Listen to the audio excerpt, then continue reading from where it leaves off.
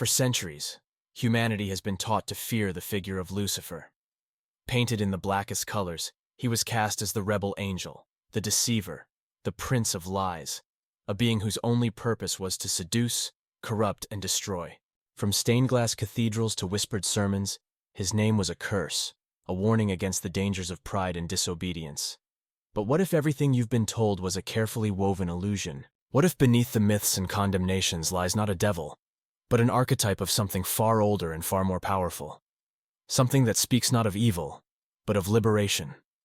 A path not of submission, but of self-mastery. Lucifer, whose name means light-bringer, was once a symbol of knowledge, awakening, and unyielding will. His fall was not a failure, but an act of supreme defiance, a choice to seek truth beyond imposed limits, to become sovereign in a cosmos demanding obedience. The story of his rebellion is not one of corruption, but of courage.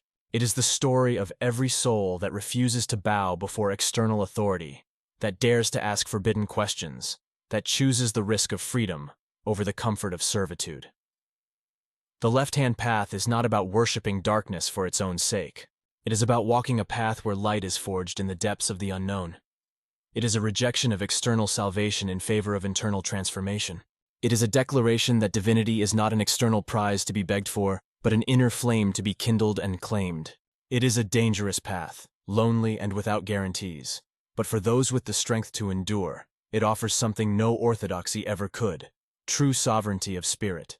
Tonight, we will step into this forbidden current. We will strip away centuries of fear and distortion.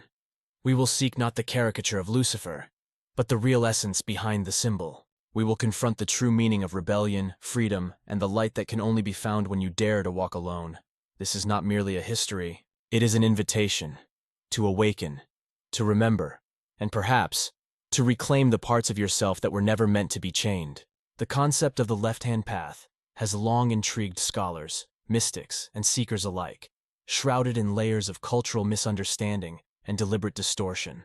To understand the true nature of the left-hand path, one must first trace its origins far beyond the Western occult revival of the 19th and 20th centuries, deep into the spiritual traditions of ancient India. In the tantric traditions of Hinduism and Buddhism, practitioners distinguished between two general approaches to spiritual realization: the right-hand path, or dakshinachara, and the left-hand path, or vamachara. These were not merely ethical or moral distinctions, but fundamentally different methodologies for engaging with the divine and with the self.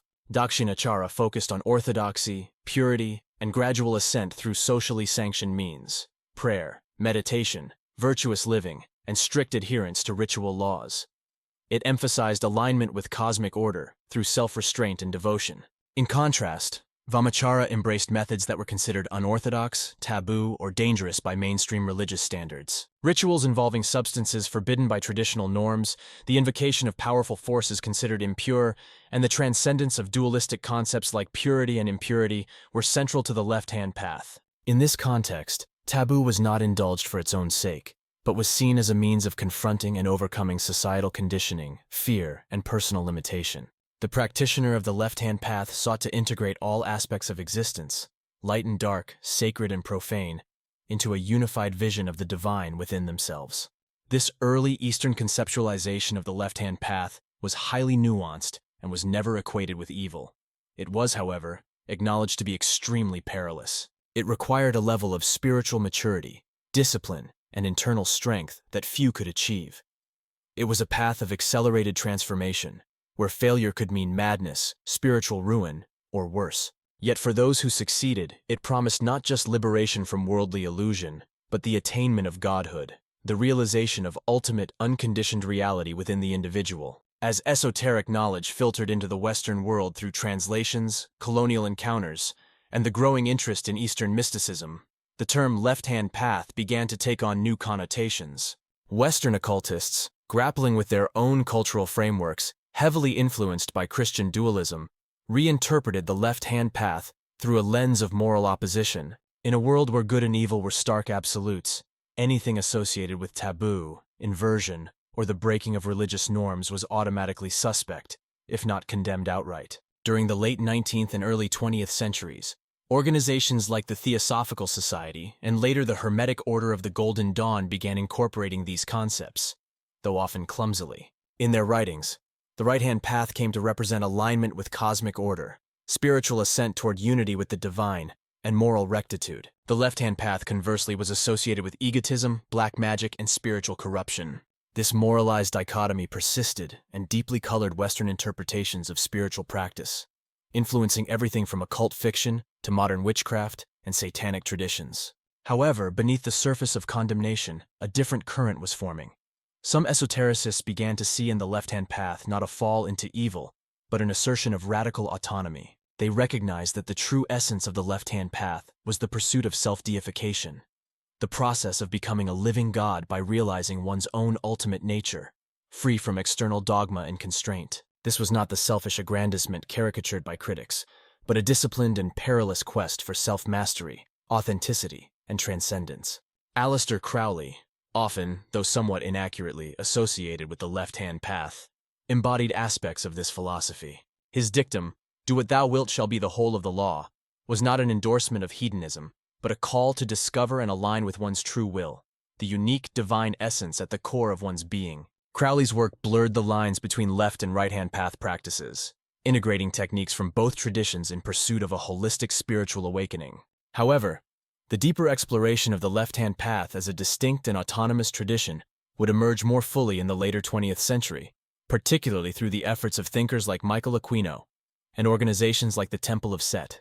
In these more modern interpretations, the left-hand path is characterized by several core principles. First and foremost is the rejection of externalized divinity. In contrast to traditions that seek unity with a transcendent God, the left-hand path posits that divinity is latent within the individual, waiting to be actualized through will, knowledge, and transformation. The practitioner does not seek to dissolve the ego into a greater whole, but to refine, exalt, and ultimately transcend it, forging a unique and immortalized self. Secondly, the left-hand path embraces the notion that morality is not absolute but contextual, a human construct that must be examined, questioned, and where necessary, transcended. Ethical systems are tools, not chains. The true aspirant creates their own values, rooted in deeper awareness rather than societal expectation or fear of punishment. This moral autonomy is not a license for cruelty or nihilism, but a profound responsibility, a call to live authentically and with conscious intent. Thirdly, the left-hand path recognizes that growth often requires confrontation with the shadow, the repressed, denied, and feared aspects of the self. Rather than fleeing from darkness, the practitioner of the left-hand path turns toward it, integrating its lessons and energies. This confrontation is not for the sake of indulgence, but for transformation, for the forging of a self that is whole, aware, and capable of true sovereignty. Throughout its development, the left-hand path has attracted misunderstanding, suspicion, and hostility. It challenges deep-seated assumptions about good and evil, authority and autonomy, light and dark. It demands not faith, but courage, not obedience, but exploration. It is not a path of comfort. It is a path of fire, of trial, initiation, and relentless self-inquiry. Today, the left-hand path continues to evolve, drawing practitioners from diverse backgrounds and philosophies. It finds expression in Luciferianism, some branches of Satanism, certain forms of thelemic practice, and individualized esoteric systems that defy easy categorization. It is practiced quietly by some and boldly by others, but always it demands the same from those who walk it: the willingness to stand alone, to think deeply, to confront fearlessly, and to transform unflinchingly. To understand the left-hand path is to understand that it is not about rebellion for rebellion's sake, nor about the blind worship of darkness. It is about the sacred act of self-creation, the forging of a soul that shines not because it was granted permission to shine, but because it chose to. It is about reclaiming the birthright of the human spirit to seek, to question, to ascend, and ultimately, to become as gods. In the philosophy of the left-hand path, Lucifer stands not as a figure of fear or malevolence, but as a symbol of ultimate empowerment, transformation, and enlightenment. His image, distorted for centuries through religious demonization, is reclaimed in this tradition as an archetype of the liberated spirit, a being who chose sovereignty over servitude, who dared to seek knowledge even when forbidden, and who embodies the eternal striving for self-deification. Understanding Lucifer in this context requires stripping away centuries of theological propaganda and returning to the primal essence that his myth has always hinted at: the impulse toward light through the mastery of darkness. The name Lucifer itself means light-bringer or morning star, derived from the Latin lux, light, and fere, to carry. In the ancient world, particularly in Roman and earlier Hellenistic traditions, the morning star, Venus, was seen as a symbol of hope, new beginnings, and the triumph of light over darkness. It was only through the interpretations of later Christian theologians, particularly during the translation of Hebrew scriptures into Latin, that the name Lucifer became associated with the fallen angel, cast from heaven for his pride. Yet even within that narrative, the essence of Lucifer remains fundamentally misunderstood. His fall was not simply a moral failure, but an act of profound choice. The refusal to submit unconditionally, the determination to forge his own path, even at unimaginable cost. In the left-hand path, Lucifer is seen as the first and greatest of rebels, but his rebellion is not nihilistic. It is creative, purposeful, and visionary. He does not seek destruction for its own sake. He seeks the realization of his own will against imposed authority. This is not rebellion born of hatred or resentment, but of a yearning for authentic existence beyond imposed limitations. To follow Lucifer, metaphorically, is not to worship an external being, but to awaken the same fire within oneself, the fire of questioning, of striving, of refusing to be shackled by fear or conformity. Lucifer represents illumination through self-knowledge. In traditional religious narratives, knowledge is often portrayed as dangerous, even sinful.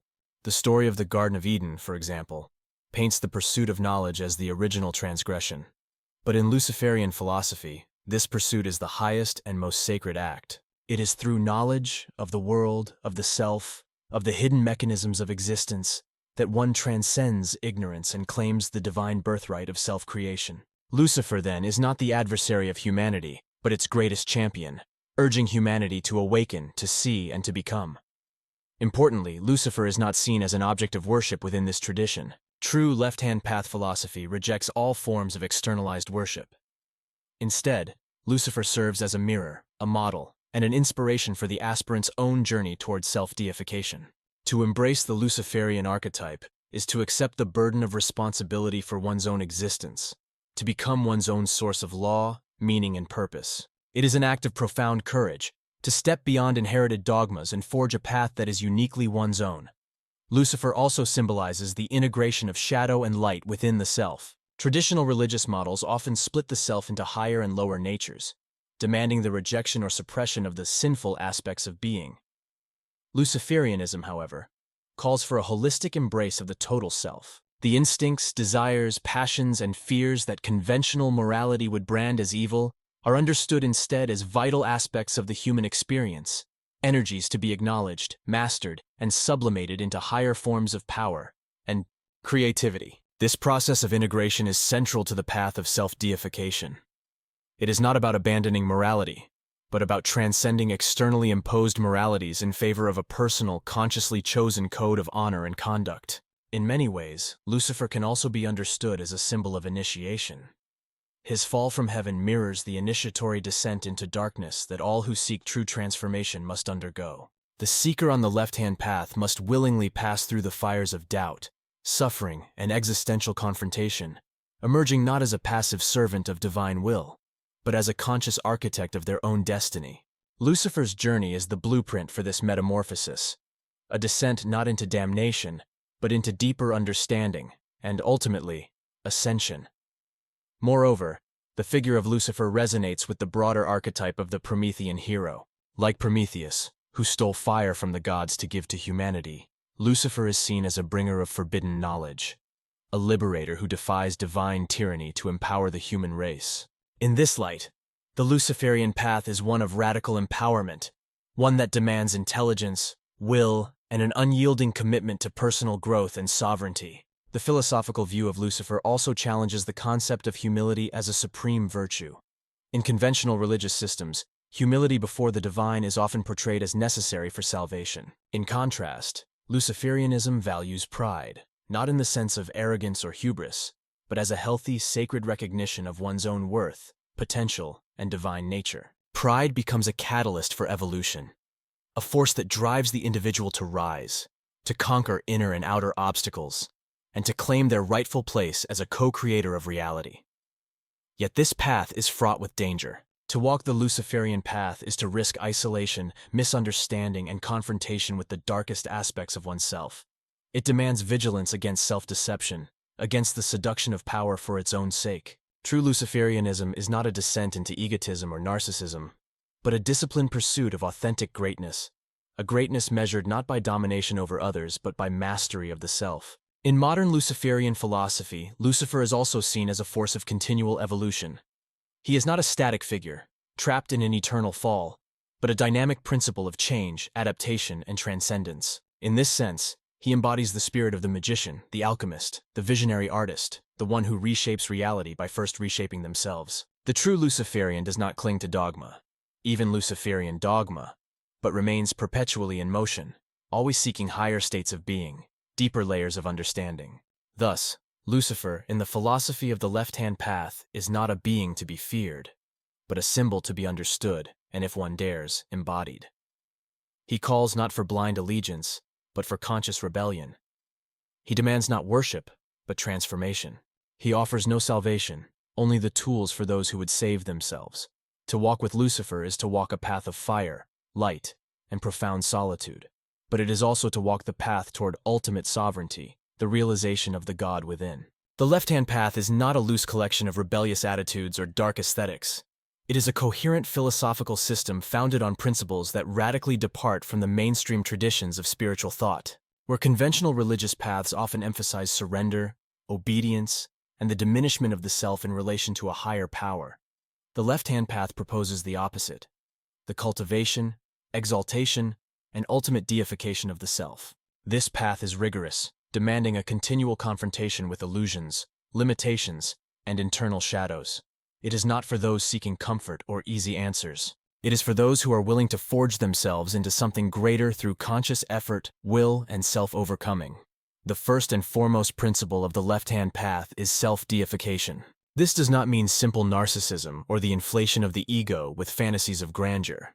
Rather, it is the understanding that the divine is not external, but internal, latent within the practitioner. The goal is to awaken and manifest this divine potential, to become a fully realized sovereign being who is no longer bound by the constraints of conventional morality, social conditioning, or fear. Self-deification demands that one take full responsibility for one's existence, choices, and destiny. There are no saviors on the left-hand path, no external forces that will redeem or punish. There is only the self, and the self must be made divine through will, knowledge, and action. A second core principle is individualism. The left-hand path recognizes the individual as the primary unit of reality, not to be subsumed into collective ideologies or hive mind mentalities. In this framework, conformity is seen as a form of spiritual death. The practitioner must cultivate an identity that is unique, self-created, and unshakably authentic. This individualism is not selfishness in the shallow, materialistic sense. It is a profound commitment to living one's own truth, even when that truth conflicts with societal expectations, religious dogmas, or cultural norms. It demands integrity, the courage to be misunderstood, and the willingness to stand alone when necessary. Closely related is the principle of responsibility for one's own power. The left-hand path does not deny the reality of power, spiritual, intellectual, emotional, or material. Instead, it insists that power must be consciously owned and ethically directed by the individual. The practitioner is not a pawn of unseen forces or external authorities. They are the architect of their fate. This responsibility is immense. It means that blame for failure cannot be outsourced to fate, gods, or demons. It requires vigilance against self-deception, discipline in action, and a constant refining of one's motives and methods. Power is not seen as a corrupting force, but as a neutral energy that reveals the true character of the one who wields it. The fourth guiding principle is the pursuit of knowledge through experience, rather than blind faith. The left-hand path regards knowledge as sacred, but not in the sense of memorizing dogmas or submitting to established authorities. Instead, it emphasizes direct experiential understanding. The practitioner must seek knowledge through personal experimentation, introspection, ritual, meditation, and engagement with the mysteries of existence. Beliefs are provisional and subject to revision in the light of new insights. Nothing is accepted unquestioningly. Skepticism is a virtue, not a vice. In this way, the path remains alive, dynamic, and deeply personal. Integral to the pursuit of knowledge is the embrace of forbidden or marginalized areas of inquiry. The left-hand path often treads where others fear to go, into the exploration of shadow, taboo, death, chaos, and the unknown.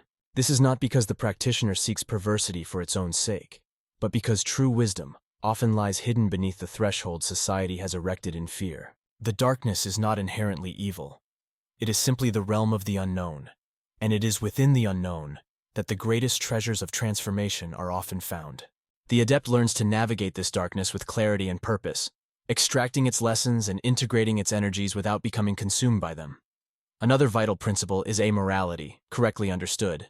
The left-hand path does not advocate for immorality, the reckless violation of all ethical norms, but rather for an understanding that morality itself is a human construct, not an absolute cosmic law. The practitioner is called to create and live by their own code of ethics, consciously chosen and rigorously tested against personal experience and higher goals. This does not mean abandoning empathy, compassion, or honor. Indeed, many on the left-hand path live by codes more demanding and nuanced than those dictated by mainstream society. But these codes are self-authored, not inherited or imposed. The path also emphasizes initiation as a continuous process. Unlike religions that posit a once-and-for-all salvation or enlightenment, the left-hand path sees spiritual evolution as an unending ascent. Each realization, each achievement, each overcoming opens the door to new challenges and higher thresholds of being. The practitioner is never finished, never arrives at a final state of complacent perfection. Instead, they live in a state of perpetual becoming, always refining, always striving, always transforming.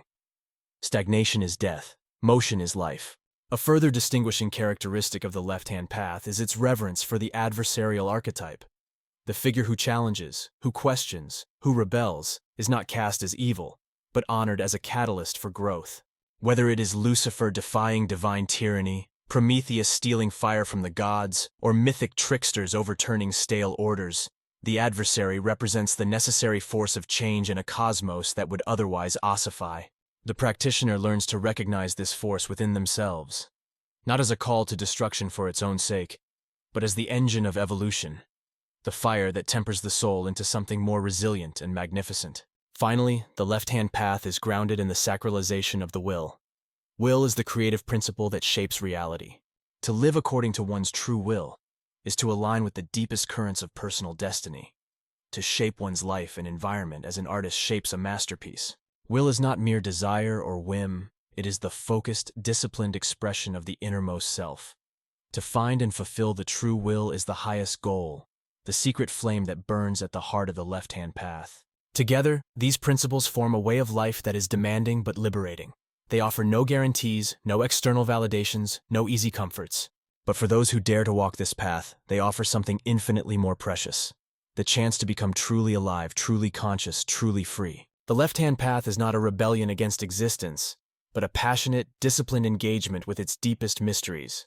It calls not for the annihilation of the self, but for its apotheosis. It demands not the denial of darkness, but the transformation of darkness into a wellspring of light. It offers not a way to escape the burdens of existence, but a way to transcend them, wielding both light and shadow as tools in the great work of self-creation. While Luciferianism, Satanism, and general occultism often overlap in popular imagination, especially within media portrayals and superficial analyses, they represent fundamentally distinct paths, philosophies, and modes of engagement with spirituality. To understand the left-hand path in its true complexity, it is crucial to draw precise distinctions between these systems, for they differ not only in external symbolism, but in their ultimate goals, their views on the divine, and their approaches to the self. Luciferianism, at its core, is a philosophy and spiritual practice centered around the archetype of Lucifer as a symbol of enlightenment, individual sovereignty, inner divinity, and conscious rebellion against tyranny. Lucifer is not worshipped as a deity in the conventional sense. Rather, he is seen as a model for the practitioner's own transformation. The Luciferian seeks to embody the qualities associated with the Lightbringer: wisdom, self-knowledge, courage, independence, and creative will. In this path, the pursuit of knowledge is paramount, and illumination comes not from submission to a higher external force, but from the conscious unfolding of one's own inner potential. It is a path of self-deification, where the practitioner strives to awaken and perfect their latent divinity through disciplined action, philosophical inquiry, and spiritual practice. Satanism, on the other hand, is a broad and often misunderstood tradition that encompasses a variety of beliefs and practices, ranging from symbolic atheistic movements to theistic spiritual paths. The most well-known form of Satanism, particularly through the influence of Anton LaVey and the Church of Satan, is essentially atheistic and materialistic. In LaVeyan's Satanism, Satan is a symbol, not a literal being, a representation of pride, liberty, and individualism in opposition to the perceived hypocrisy and authoritarianism of mainstream religions, particularly Christianity. LaVeyan Satanists embrace rational self-interest, personal responsibility, and skepticism towards supernaturalism. Rituals are often theatrical and cathartic, serving psychological purposes rather than invoking external powers. In this sense, LaVeyan Satanism is more a philosophy of egoic empowerment and earthly fulfillment than a spiritual path aimed at transcendent evolution. There is also theistic Satanism, where practitioners venerate Satan as a real, personal entity, either as a deity of liberation or as a force of cosmic opposition. In this form, there is a more devotional element, often involving rituals, prayers, and metaphysical beliefs about the nature of existence and spiritual warfare. However, even within theistic Satanism, there is considerable diversity, ranging from adversarial dualism to pantheistic or monistic interpretations of Satan's role in the cosmos. Regardless of the variation, Satanism generally carries a more overtly oppositional stance toward mainstream religious institutions and moral systems, often emphasizing rebellion, carnal indulgence, and personal autonomy as acts of defiance. Luciferianism differs from both forms of Satanism in that it does not define itself primarily through opposition. While rebellion is an important motif, it is rebellion in the service of creation, not destruction for its own sake. The Luciferian does not merely react against oppressive structures, but seeks to transcend them by constructing a higher, self-determined order. Where Satanism often celebrates the ego and its desires, Luciferianism emphasizes the disciplined refinement of the self into a godlike being. Desire is acknowledged but transformed through will and wisdom into vehicles for spiritual ascent rather than ends in themselves. The Luciferian does not seek simply to oppose or to indulge, but to create, to rise, to illuminate.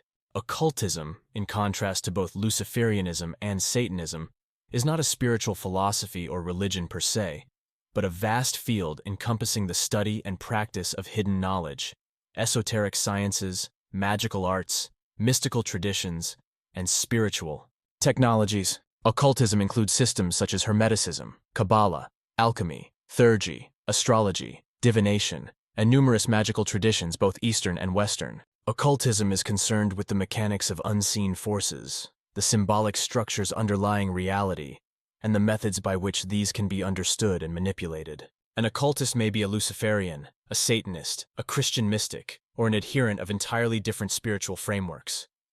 Occultism itself is neutral in terms of ultimate belief. It provides tools rather than doctrines. Ritual magic, astral projection, ceremonial invocation, sigil crafting. These practices are technologies of the spirit and psyche, which can be applied within numerous philosophical or religious contexts. In this sense, occultism is analogous to a language or a set of instruments. How they are used depends entirely on the practitioner's aims, ethics, and worldview. Luciferianism engages with occultism as a means to an end.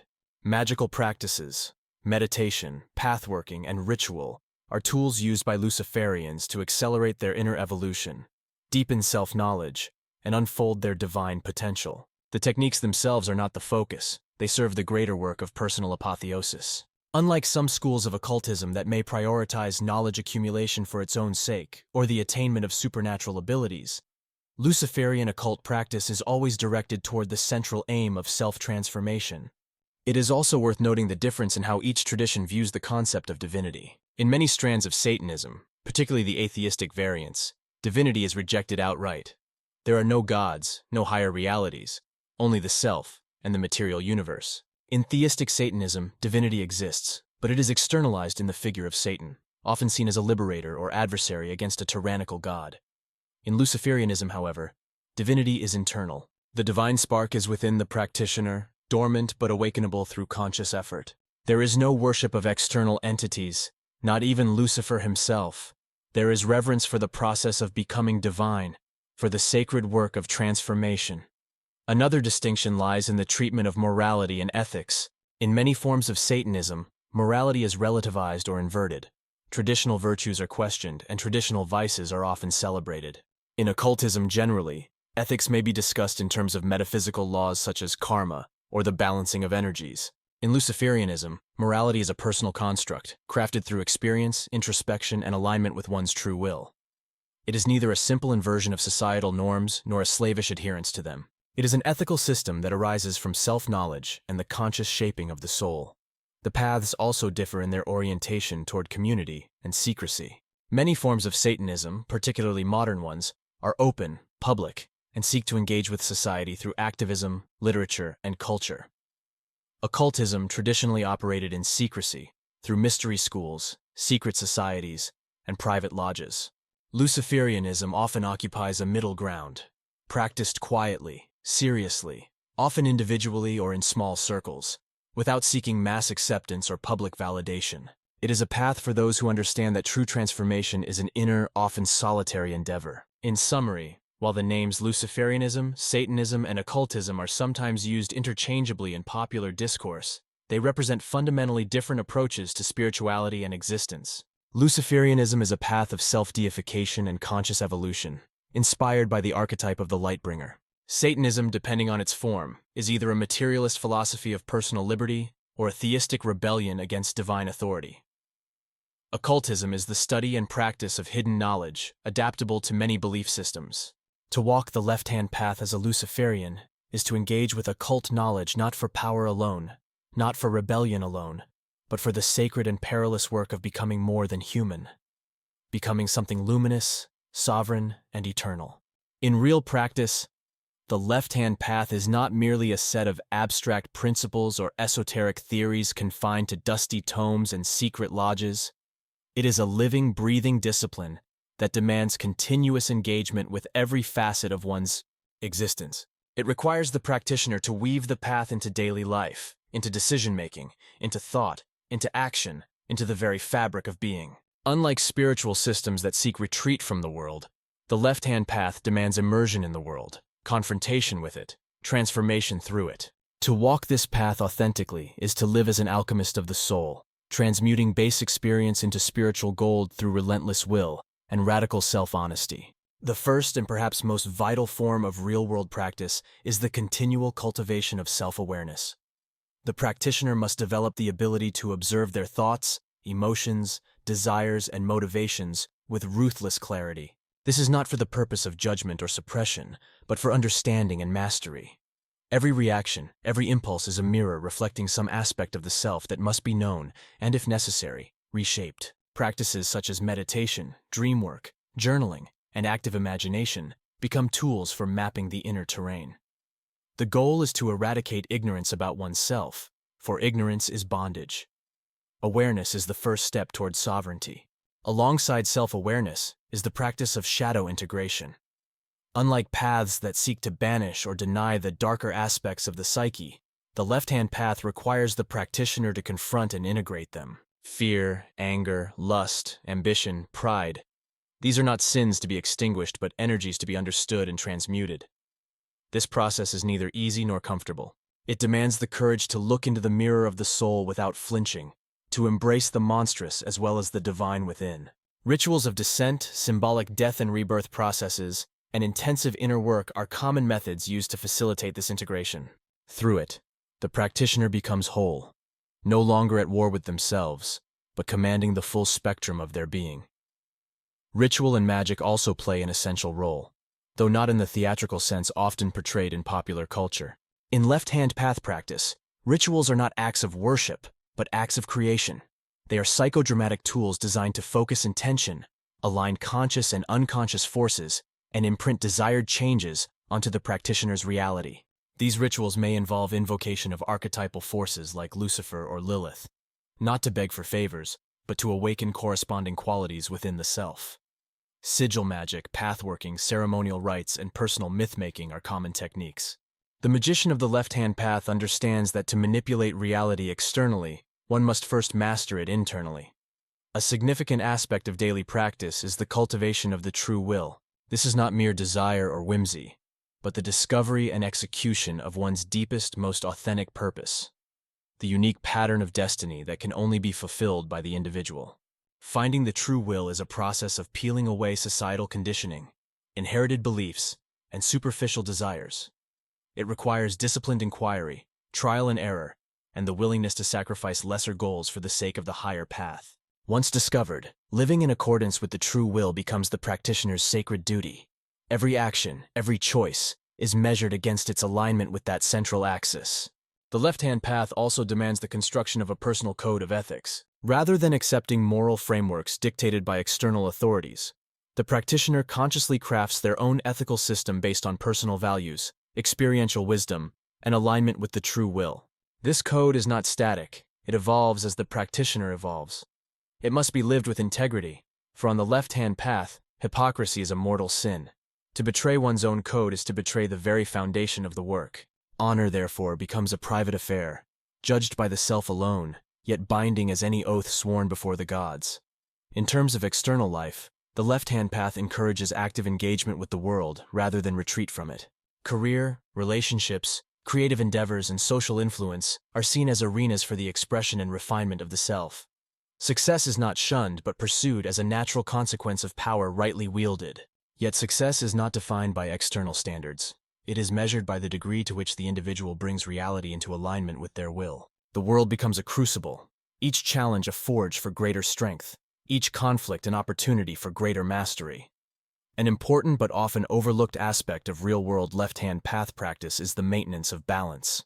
The intense inner work, the confrontation with shadow, the exercises of will and power can easily lead to imbalance if not tempered by periods of reflection, grounding, and renewal. Physical health, emotional stability, intellectual rigor, and aesthetic appreciation are all cultivated to prevent the practitioner from becoming one-dimensional. The goal is not to become a tyrant or a fanatic, but to become a complete and dynamic being, capable of navigating all planes of existence with grace and power. The left-hand path also encourages continuous learning and expansion. No book is too dangerous to read, no philosophy too alien to consider. The practitioner becomes a collector of knowledge, ever refining their understanding of the universe and their place within it. Study of mythology, psychology, philosophy, history, and science complements magical and spiritual practice, creating a broad and deep foundation for wisdom. Ignorance is the enemy. Knowledge is the weapon. In some cases, the practitioner may choose to engage with formal initiatory systems or magical orders, though many walk the path alone. If initiation is sought, it is approached with caution and discernment, for the left-hand path demands that one remains sovereign, even within hierarchies. Teachers and mentors are valued, but they are never to be obeyed blindly. Every teaching must be tested. Every master must be weighed. Authority is provisional, respect is earned, and the ultimate authority remains the individual's own will and insight. Finally, the left-hand path in real practice involves the cultivation of a legacy. The practitioner understands that their work extends beyond personal gratification. It shapes the world they inhabit and influences those who come after. Whether through art, writing, mentorship, or silent example, the Luciferian seeks to leave a mark on reality, to contribute to the unfolding evolution of consciousness, to inspire others to awaken, and to stand as a living testament to the possibility of greatness. Walking the left-hand path in the real world is a lifelong commitment. It is a journey marked not by outward signs of sanctity or success, but by the deep, often hidden transformation of the soul. It requires vigilance, perseverance, and an unwavering dedication to the sacred work of becoming. It is a path of fire, of storms, of relentless ascent, yet for those who endure, it offers the ultimate reward, the realization of one's divine nature, the triumph of the luminous self forged in the crucible of existence, and the everlasting light of a will that no force can break. The left-hand path is often romanticized as a journey of power, enlightenment, and ultimate liberation. While it indeed offers those rewards to those who persist, it is also a road strewn with peril, internal conflict, and existential risks. The dangers of the path are real and formidable, arising not from malevolent external forces but from the very nature of the work itself. It demands the confrontation of forces within and without that can easily overwhelm the unprepared. Yet, it is precisely these trials that forge the strength, wisdom, and sovereignty that the path ultimately promises. To walk the left-hand path is to accept that every step forward must be earned, every victory wrested from the jaws of adversity, and every reward balanced against the profound cost of genuine transformation. One of the most immediate dangers is the risk of psychological disintegration. The intensive self-examination, shadow work, and continual challenge to conditioned beliefs can destabilize the psyche if not undertaken with grounding and discipline. When the practitioner strips away inherited identities and moral frameworks, what remains initially is often a terrifying void. The structures that once provided meaning and security dissolve, leaving the individual exposed to existential despair. Without a strong inner core, there is a real danger of falling into nihilism, madness, or the fragmentation of the self into chaotic, self-destructive patterns. This is why grounding practices, ethical discipline, and the slow, methodical building of a sovereign self are essential components of the path. Another danger lies in hubris and self-deception. As the practitioner awakens latent powers of will, insight, and influence, there is a temptation to believe oneself already a god, fully formed and above all others. This premature exaltation leads to stagnation, moral corruption, and spiritual decline. True deification is a horizon ever receding before the practitioner, a continual process of ascent without end.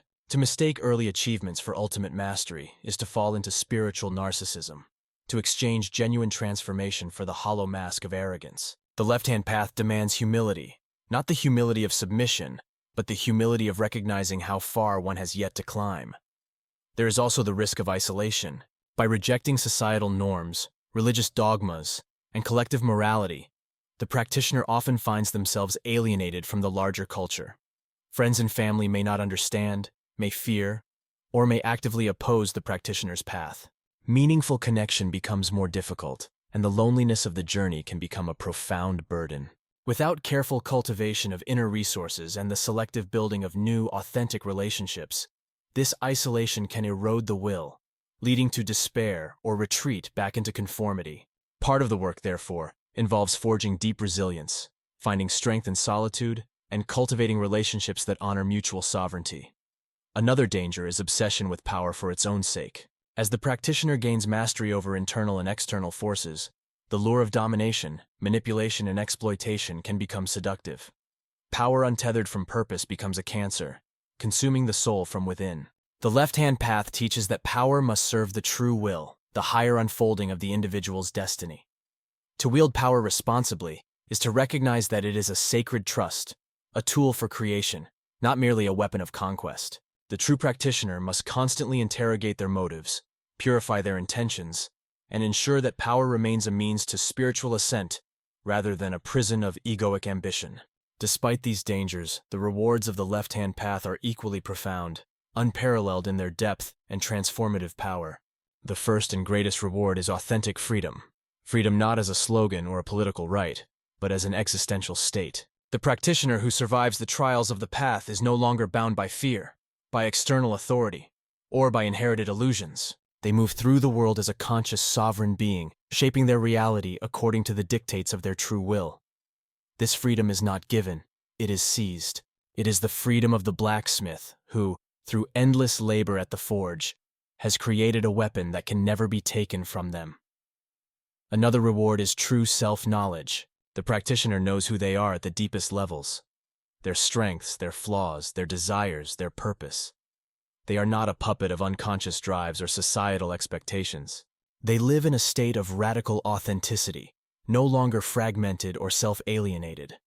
This self-knowledge grants them clarity in action, resilience in adversity, and a profound sense of meaning that cannot be shaken by external circumstances. Power, rightly understood, is another reward. The practitioner gains not only influence over their own life, but often over the lives of others, over circumstances, and over unseen forces. This power is not the brute force of domination, but the subtle, pervasive influence of one who has mastered themselves and thus can shape the world around them with thought, word, and deed. It is the power of the magician, the creator, the architect of destiny. Mastery over fear is also a critical reward. Having faced the darkness within and without, the practitioner is no longer paralyzed by the unknown, by death, by loss, or by change. They walk into the abyss with open eyes and return with treasures that others dare not even imagine. Fear becomes not an obstacle, but a guide, pointing the way to deeper transformation. Ultimately, the supreme reward of the left-hand path is self-deification. The realization of one's own divinity, not as a borrowed concept or a future promise, but as a lived, embodied reality. The practitioner becomes a being of light forged through darkness, a living testament to the power of will, knowledge, and disciplined transformation. They are no longer a supplicant before an external deity, but a co-creator of reality, a sovereign force within the cosmos. Yet even this deification is not an end, but a beginning. The practitioner understands that existence itself is a continuous act of becoming. Having achieved a measure of godhood, they set their sights on ever greater horizons, ever deeper mysteries. The left-hand path is infinite in its ascent, a spiral without end, an eternal journey of self-unfolding. In the end, the dangers and the rewards are two sides of the same coin. The very trials that threaten to destroy the practitioner are also the crucible through which they are transmuted into something greater. The left-hand path offers no safety, no guarantees, no comforting illusions. It demands everything and promises nothing. But for those who endure, it offers the only thing worth having, the chance to become truly, irrevocably, magnificently free. The chance to burn with one's own light in a universe of darkness. The chance to write one's own myth in the book of eternity. The chance to stand, at last, not as a servant or a sinner, but as a sovereign star, shining forever in the endless night. And now we reach the edge of the known path, the place where the torchlight fades and only the courage of the soul can illuminate the way forward. To walk the left-hand path is to embrace existence in its fullest dimensions, to refuse to settle for borrowed truths and second-hand salvation. It is to demand more from life, more from oneself, to treat existence not as a prison from which to escape, but as a canvas upon which to create something enduring, sovereign, and sacred. This path asks for everything you are, and in return, it offers you the power to become more than you ever thought possible. The figure of Lucifer, once demonized and feared, stands now as a symbol of the eternal quest for light through darkness, wisdom through struggle, freedom through self-mastery. His flame is not one you can borrow, it is one you must ignite within yourself. The disciplines of the left-hand path, self-awareness, will, transformation, creation, are not easy achievements. They are lifelong commitments, demanding perseverance through silence, through isolation, through moments of despair and moments of triumph. They are the marks of those who choose to live fully awake, bearing the terrible and beautiful responsibility of forging their own destiny. The dangers will always be present, the lure of arrogance, the chill of loneliness, the abyss of doubt. But so too will be the unparalleled rewards, the clear sight of one who knows their own soul, the strength of one who commands their own fate, the profound joy of one who has shaped themselves into something more than human. This is not a path for the many, it is a path for the few. For the rare souls who would rather burn in their own light than freeze in borrowed shadows. As you stand at this threshold, remember, the left-hand path is not a philosophy to admire from a distance, nor a set of rituals to perform for empty spectacle. It is a fire to be kindled, a challenge to be embraced, a lifelong work to be undertaken with all the seriousness and passion that the transformation of a soul demands. It is not about rebellion for its own sake. It is about creation. The creation of a self so refined, so empowered, so luminous, that it becomes a beacon for others lost in the dark. The journey does not end here. In truth, it has only just begun. Each decision you make from this moment forward, each thought you entertain, each action you commit will either draw you closer to or further from the God within you. The path is yours alone to walk. No one can take the first step for you. No one can carry you when the nights grow long. But for those who endure, for those who dare, for those who refuse to kneel, the reward is nothing less than the transformation of existence itself. Thank you for walking with me tonight through these ancient and forbidden corridors, for daring to look into the mirror of the left-hand path without flinching. If you find the fire within you stirring, if you hear the silent call of your own forgotten divinity, know that you're not alone. Others have walked this way before, and others will walk it after you. You are part of a lineage of seekers, rebels, creators, and sovereign souls. Until we meet again, stay vigilant, stay relentless, and above all, stay true to the flame that burns within you. This is Occultum Veritas. Farewell.